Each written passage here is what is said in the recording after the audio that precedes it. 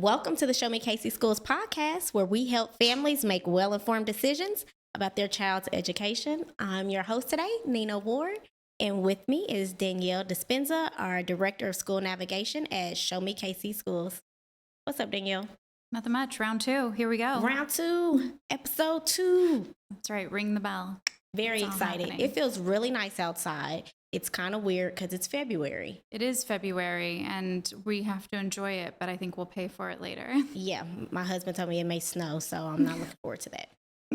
So we're here today to talk about something that comes up a lot in the work that we do, and that is family engagement. We kind of throw around that word a lot and use it to mean a lot of different things. And so I thought we'd spend a little bit of time today kind of talking about what family engagement is and how families can get engaged in their students' education process, whether it be with their student or with the school that their student attends.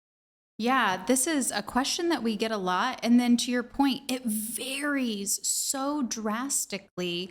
And I think it's really important to define the different levels or the different types of parent, caregiver, family engagement, and really honoring where everyone's at any given moment during their child's K through 12 school progress.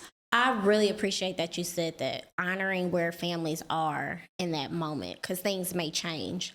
I know that sometimes we kind of think about these common things that kind of come up when we think about parent or family engagement. Oftentimes people's mind goes to PTAs, or some schools call them SAC, some schools call them PACs, those parent-led organizations. A lot of times when we say parent or family engagement, a lot of people's minds go to that, right? Exactly, immediately. And honestly, that's the first thing they think of. And for a lot of families, it's really off-putting, actually. They're like, wait a second, I don't know that I have the time, or I don't know that that's the direction that I want to go. And sometimes what I feel like will happen with families is then it creates this barrier. And they don't realize that a lot of the other things that they're doing is engagement. That's and right. How important it is. That's So right. not limiting the definition of family engagement to just a PTA. Right. Or just being able to volunteer at a school or go on a field trip, right? Sometimes people think about that, and it's like there are more ways to engage. And to your point, you're probably already doing some of them and not giving yourself credit for it. And so that's one thing that I've been really appreciating just in our conversations with families, is just trying to open their and expand their minds a bit about what it means to engage, and really honor that, like, you are doing some of this. Even getting your student out of the door every day, onto the bus, to school, you're engaging in their education. And that matters, right? We don't want to discount that just because you don't have the availability to go on a field trip or go to a PTA meeting or something like that. I've literally had parents come to me and say, like, I'm not a PTA mom, because there's this stigma around who that is, what they do. And for some people, they're like, I may have the availability, but I don't want to do that, because they have this idea of what that is in their mind. Well, and we have to break down those stigmas from so many different perspectives, right? So school staff and personnel really needs to make sure that they're honoring where families are participating and how they're engaging. We need to honor ourselves as individuals, as parents and caregivers, and giving ourselves credit. Even if it is, like you said, we feel like it's the baseline, but attendance matters. That's right. a slogan that's all over the place. That's we know right. that the state looks at that. We know that that's one of the grading systems that DESE looks at for our schools. And then furthermore, we also need to recognize that and reduce those stigmas parent to parent. Because if I'm sitting over here one particular school year and I am participating in, let's say, a PTA or a SAC, and somebody else isn't, it's not my place to judge. Right. Because how quickly the tides can turn, and we find ourselves in a different situation and maybe not able to give as much time or monetary anything at any given moment in our lives. And 13 years, Yeah, that's a it's chunk of lot. time. It's So a like lot. let's go ahead and table, some of those judgments. And so many circumstances change. I remember when my daughter was in elementary, I had more availability to attend. We at that time called them PAC meetings, which was the parent led organization. And I really value being a part of that. But there were other opportunities for us to engage as well. Well, throughout her journey, I've not always been able to physically show up to a meeting, right? And like to your point, I've kind of had some of that internal guilt on like, oh goodness, I haven't been to the school, I haven't volunteered for something, I haven't shown up to a meeting. But it's just because I was in school or I had, more demands at work or something was going on and I just couldn't engage in that way. But I really didn't see the other areas and what I was doing as engaging in her education, right? And so I think sometimes when you think about parent engagement, we kind of zero in on like, what is the parent doing for the school? Instead of like, how is the parent engaging in their students' education journey? And that can look a lot of different ways, whether you show up at the school or not. And so, one of the things I want to encourage families and parents to do is like think about the ways that you want to show up in your students' education journey, right? Even if that means just communicating with the teachers, that's engagement. You're looking at emails, you're communicating with the teacher, you're going to parent teacher conference. That's engagement and it deserves some credit, right? Like that's how we know what's going on with our student and we can stay connected to their progress and support that at home as well. Yeah, February is actually like parent teacher conference month for many of our schools. Oftentimes they happen in October and February. And this is that opportunity to be able to do that. But we also need to remind families that that can look a lot of different ways. We know that almost all of our schools will have a no school day for students. Yep. And then it's a work day for teachers and staff. And teachers are building out this schedule of 10 and 15-minute conferences to sit down and meet with families. But if that day doesn't work for you, you can request a conference with your teacher at any time. It's a phone call away, an email away. It may just be a phone call, or it might be 10 minutes at pickup where you schedule a quick meeting and, they rearrange school staff to be able to accommodate that. And again, the more we talk about these things and the more that we put the various ways that this can look out in front of families, I think it really starts to unlock and like open our perspectives into what it looks like. Yeah. Yeah. One of the things I really appreciated when my daughter was in elementary too was also just getting that feedback on what they were doing in the classroom, because that allowed me to engage with her education journey at home as well, right? So I was able to ask more specific questions beyond how was school today, and really probe and ask about what she was learning and then translate that into what we were doing at home, be it checking out a book related to a topic at the library, going to something around town that had something to do with what they were working on in the classroom. It just kind of helped me to connect what was happening in the classroom at home. And so again, like giving ourselves credit, like that was another example of like engaging in her education, not just the standard things of, sometimes what we think about, even reading at home to our students. That's engaging in their education. It's impacting them in a positive way. So like checking homework, looking over things, reading with your student, talking to them about what's going on in their day, what they're learning, things they like, things they don't like. Having those conversations is also an opportunity for families to engage. And it may, to your point, unlock new things that we didn't even think about and opportunities to engage, right? Yeah. Going on the field trips and things like that are great. If you have the availability, it's amazing. But one thing we have to recognize is like everybody doesn't have that privilege, right? Everybody just can't take off work and decide, I'm going to show up and go to the pumpkin patch with my kid. It'd be great if we all had employers that gave us that flexibility. But unfortunately, that's just not what's happening right now. Right. Shout out to employers out there. Oh, yeah. Yeah. Who make space for working parents and caregivers. Absolutely. Yeah. I mean, my husband's employer made some space as far as, work hours, a set amount per calendar year that could be utilized for that level of engagement. And he was ecstatic. He utilized that, right?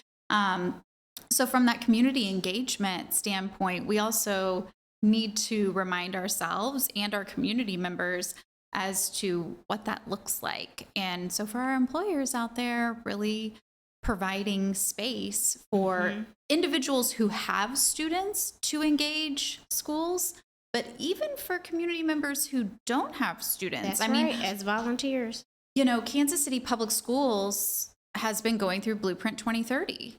You and I both have attended a lot of community engagement sessions, meetings. We've filled out surveys. So many families across the district, partners, and everyone else have been engaging in this capacity. And one of the things that Kansas City Public Schools and so many, if not all of our schools, are always trying to do is provide opportunities for individuals to invest. And so I think that's, that is another reason why these conversations are healthy, because we need certain levels of engagement, whether it's reading newsletters, checking homework, touching base with the teacher, to happen by that primary caregiver, right? Right. But then there's a ton of opportunities for reading buddies and lunch buddies and right. community-based volunteers to come into schools, and that's impactful also. Absolutely. Especially now when we're seeing staffing shortages, schools need all the support they can get. I think that's an excellent point, right? Like, not just providing opportunities for our families and caregivers to get involved, but community members also. Like, we all have a stake in making sure that students are properly educated and they get what they need, as well as the staff members. And so if we can show up in ways, it would be amazing if we had employers around the city who are really invested in that, in helping the community give back to our schools and actually showing up, right? Right. Mentorship programs through so many of our school buildings are a key way, an easy point of entry for community members to go to a listening session with the school or particular school district, hear what that looks like. Oftentimes, again, it can be intimidating, or we're fearful that we're not going to make an impact, or so many excuses and roadblocks that we can put in our own way. Right. And when you go and you listen, you're like, oh, this mentorship program for elementary school students is just me showing up twice a month to sit with this same student and talk to them during their lunch shift and have lunch with them. Yeah. And, we're not going to dive into all of the statistics and all of the data, but engagement, family engagement, and engagement with students, there are so many positive outcomes, and the data is there and it supports it. So this is that all call challenge, honoring parents and caregivers and where they're at and what they can give at any moment. And then also thinking about the impacts that we can play, whether we have students within a system or not. Yeah, that's great. So I just want to make sure our listeners have some takeaways and just like thinking outside of the box, right, around like how they can engage. So we kind of talked about checking in with your student about what's happening in the classroom and what they're working on, communicating with staff, be it the teachers, your admin, your school leadership, board members. That's an opportunity to engage. I know you and I have also talked about, like maybe I can't show up to the parent organization, but I have a few extra bucks I can donate, right? Or like maybe there's an event coming up and you all need some cupcakes or some cookies. I can drop it off during pickup or drop off, That's another opportunity to engage. You're impacting what's happening not only for your student, but in that classroom also. So you're impacting other students as well. Well, and it's like the thing too, from a parent-led organization or from a school standpoint, or even an organization like Show Me Casey Schools, because we're engaging families all the time on various different things around education, is that buffet of options. And so, you are correct. We need someone to facilitate the sign up list for the items that are needed for the picnic, but we also need someone to purchase said items for the picnic. That's right. Honor wherever you are at any moment.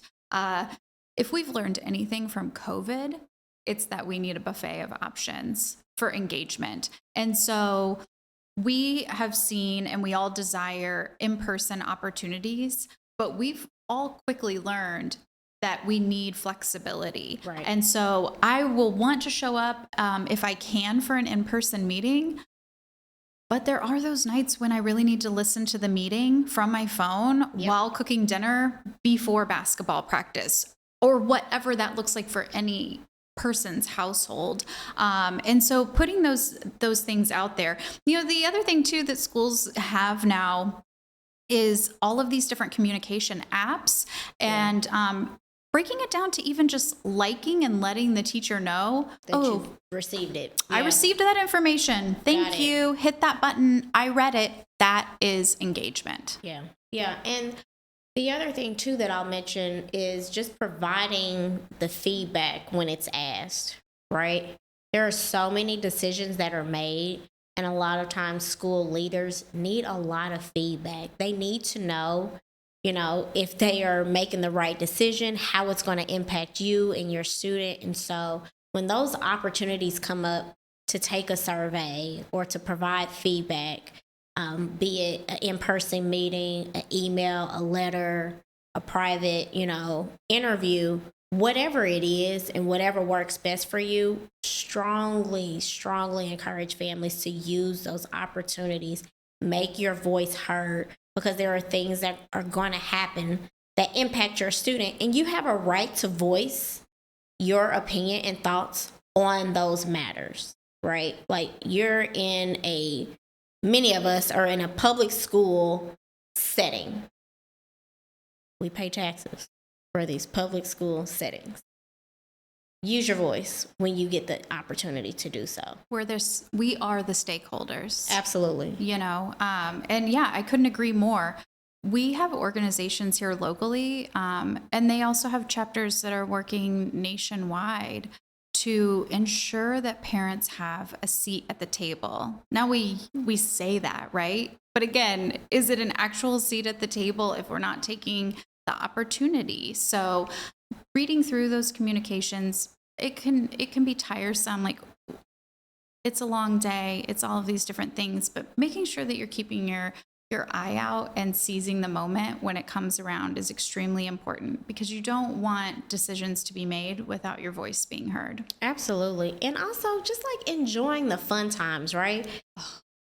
COVID was hard. We weren't able to do some of the, performances and spring flings and dances and art shows. And we're kind of getting back to that. I'm seeing that more. Schools are posting different activities and assemblies that they're having. When you have the opportunity to engage in those, it's just fun.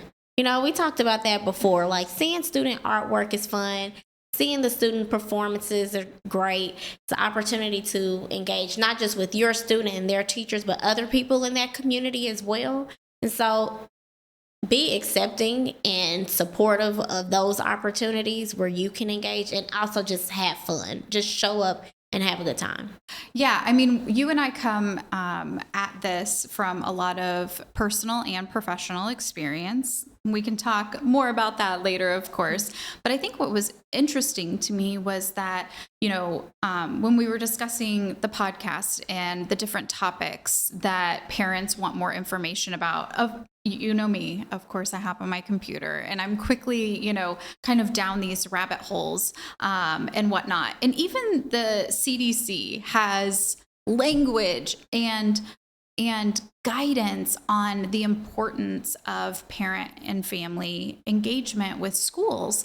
And what I loved about some of what they put on their website was really a positive attitude. Like it says in there that one way to be involved as a parent or caregiver is to also have a positive attitude about school, because that's good. impactful It does. for a student every single day and the overall outcomes of their being there, regardless of their grade level. And so again, sometimes it's not as difficult as being the PTA president. That's right. That's right. Well, we're going to take a break, but when we come back, we're going to kind of flip the script a little bit and talk about ways that schools can help encourage that family and community engagement. Sounds good.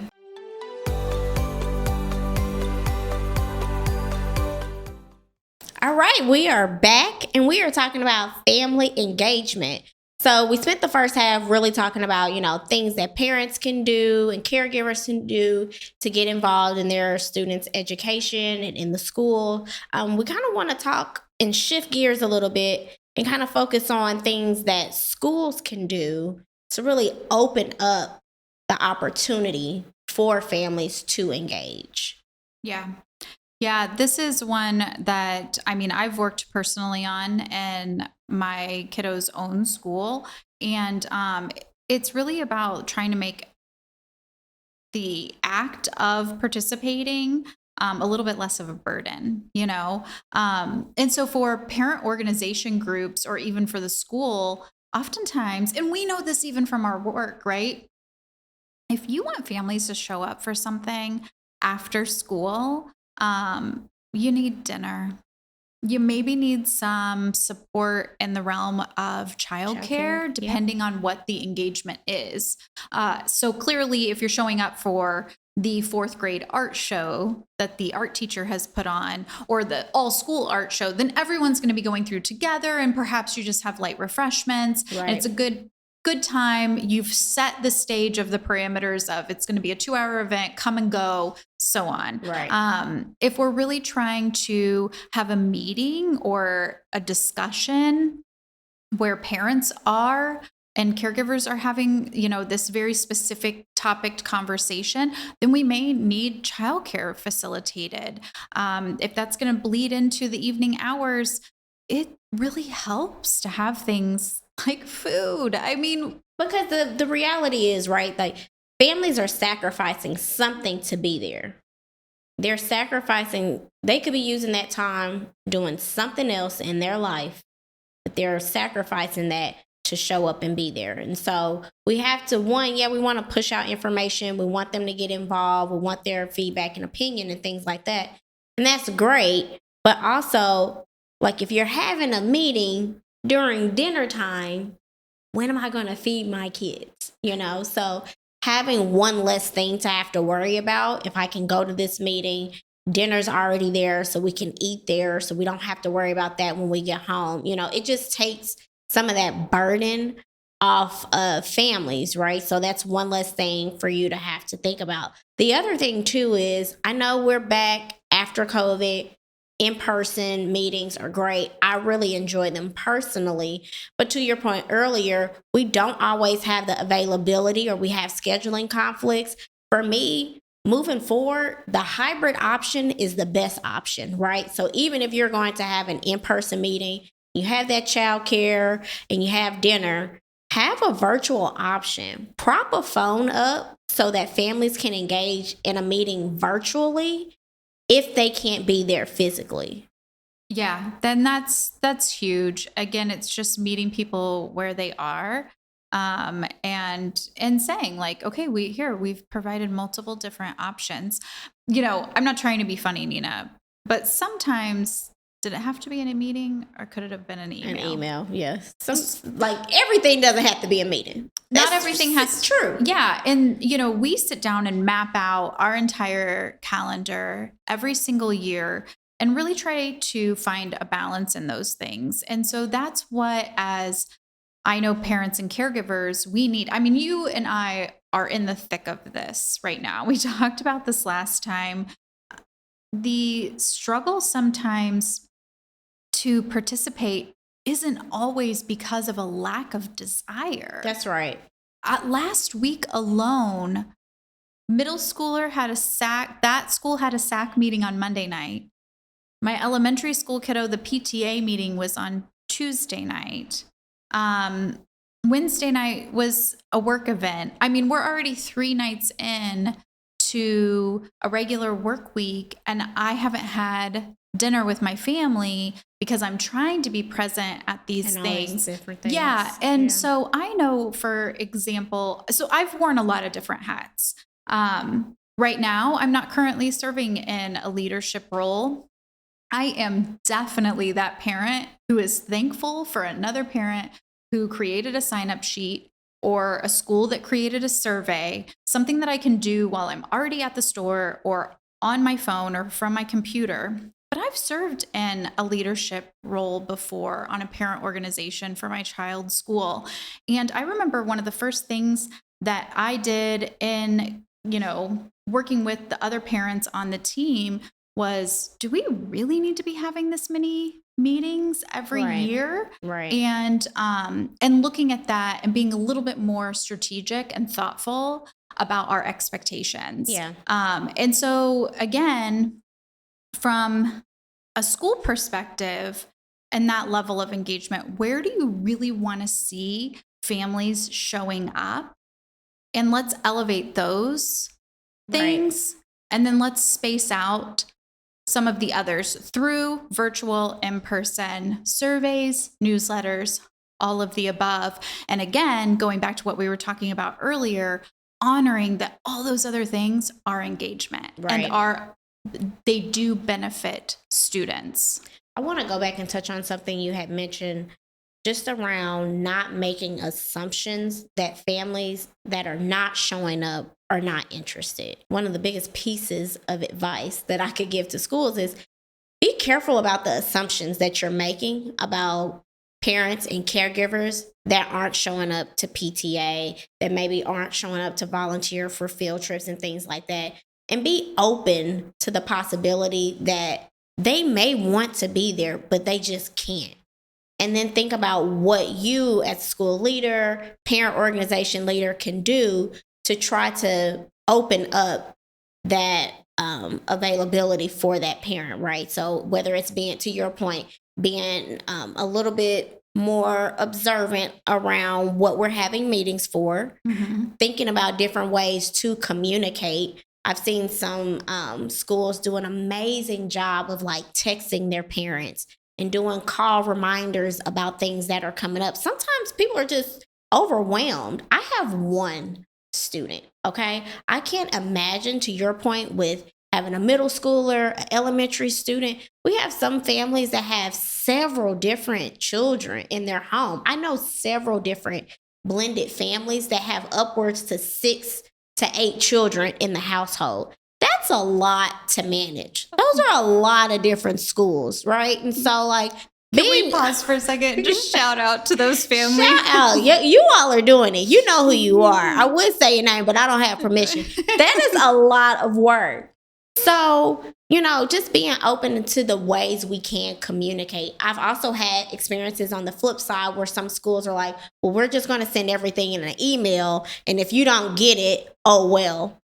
If that doesn't work for your families, if they need a text message, if they need a phone call, whether it be automated or not, figure out ways and what you can do to help support families in getting engaged, right? And so even beyond that, thinking about the other opportunities that they can engage. We talked in the beginning, a lot of times our minds go to the parent organizations or volunteering and things like that. What are new, fresh opportunities? Because the reality is, and we talked about this, we know schools have staffing challenges. There are some schools that I know who have opened up opportunities for substitute teaching for families. Like, what are different ways that you can get families and community members involved and invested in the school? Let's start to think outside of the box. Everything doesn't have to be cookie cutter. Everything doesn't have to be the way we did it pre-COVID or even when we were in school, right? Things can look differently. People can engage in new ways, be it, carpools, supporting with a school team that's happening outside of school. whatever it is, just helping to encourage that and thinking outside of the box and just meeting people where they are. We can't be so stubborn to say, like, well, you got to do it my way or it's the highway. Then we're just not going to get the result that we want. And the result that we want is for parents, caregivers, family members, community members to be involved and invested in students' education and in our schools. Yeah. So I give this example often.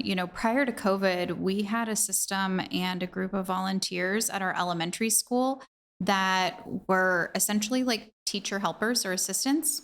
They came in once a week and would help, dismantle the math packets that needed to be divvied out. They would stuff what in our building is called Monday folders, which is when all the important information, and that's, so again, what I think is fascinating about some of the literature that's out there and that's at our disposal to help us organize, whether we are a school, whether we're a parent or caregiver leading an engagement organization within a school, or whether we're an outside organization looking to make an impact on a school, is that there's so much out there, and so the CDC talks about 3 major tips for this work is connecting with who you're looking to connect with, engaging, and then sustaining that.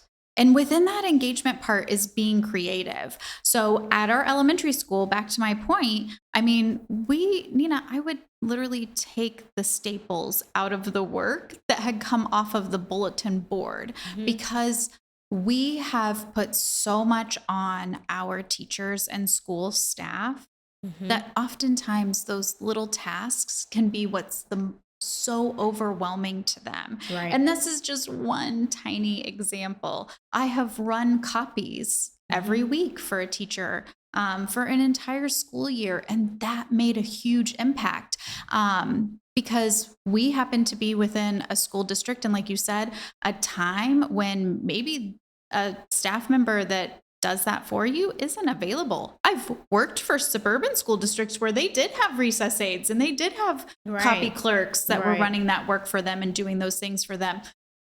So looking at it from that capacity, and then also I think recognizing, Nina, and we talk about this in our workbook, that sometimes making an impact isn't always necessarily directly with a school, but maybe it's with an outside organization that is aligned with education or is doing advocacy. Absolutely. Yeah. So, to your point, some families want to engage on a higher level or dig a little deeper, understand the landscape that they're in more. They want to get involved, not really sure how, not really sure if that means like advocacy work and going down to Jeff City or like what can that be? And so we have some really good opportunities in Kansas City here where families, parents, and caregivers can get engaged with some of those different communities and networks. Yeah.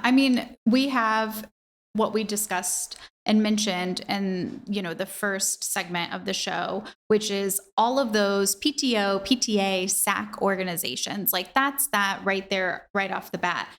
We also have organizations like the Parent Leadership Institute here in Kansas City that's working to help families feel confident about using their voice to advocate either within a school or a district or at a city or state level for things that impact all students. Right.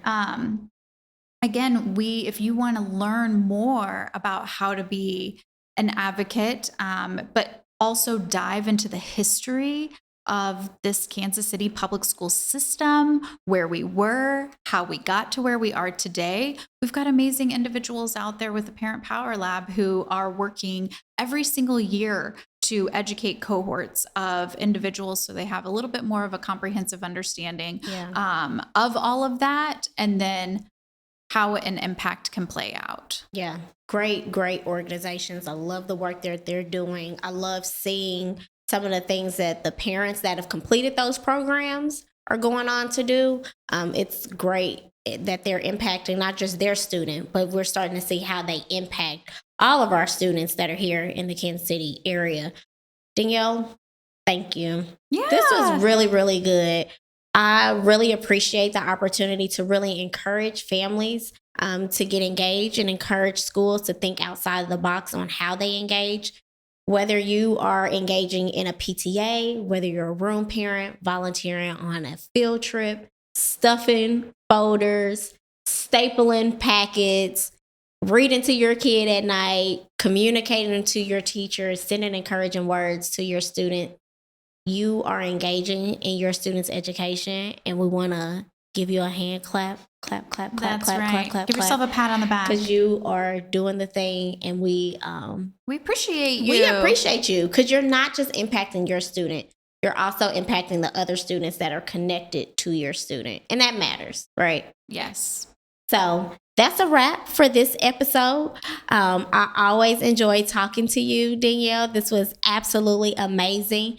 As you know, we've talked about before, Show Me KC Schools is always here to continue the conversation, help with navigation services, and also continue to encourage and support families on their education journey with their students. So if you want to continue this conversation, we welcome you to reach out to us. The information is in our show notes, and we will see you soon on the next episode. Can't wait. Awesome. Thanks. Show Me KC Schools is committed to providing you with vital information that supports you while you support your child on their educational journey. Connect with us on social media at SMKCS and on YouTube at Show Me KC Schools and on all your favorite podcast platforms.